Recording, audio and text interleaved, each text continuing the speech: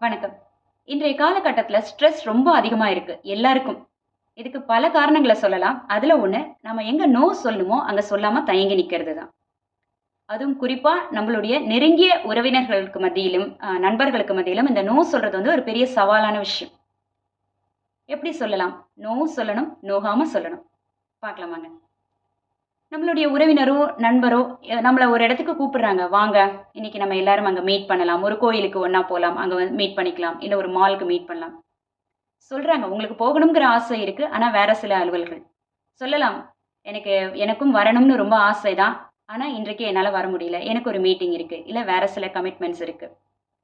இப்படி சொல்லலாம். அவர்களுக்கும் உங்கள் மீது இருக்கிற மதிப்பு அதிகமாகும். 2வது, நீங்க வந்து வேற ஒரு ஆல்டர்னேட் டேட் குடுக்கலாம். இன்றைக்கு என்னால முடியல. நம்ம வேணா அடுத்த வாரம் போகலாமா? இன்றைக்கு எனக்கு நெறைய அலுவல்கள் இருக்கு. வேற ஒரு டேட் ஃபிக்ஸ் பண்ணிக்கலாமா? கேட்கலாம்.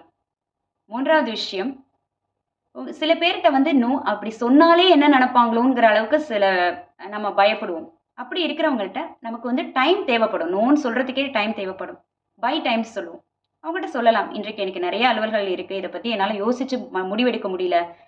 நான் இன்னொரு நாள் உங்களுக்கு இதெல்லாம் முடிச்சுட்டு கூப்பிடவா? நம்ம அப்ப டீட்டெயிலா பேசலாமா?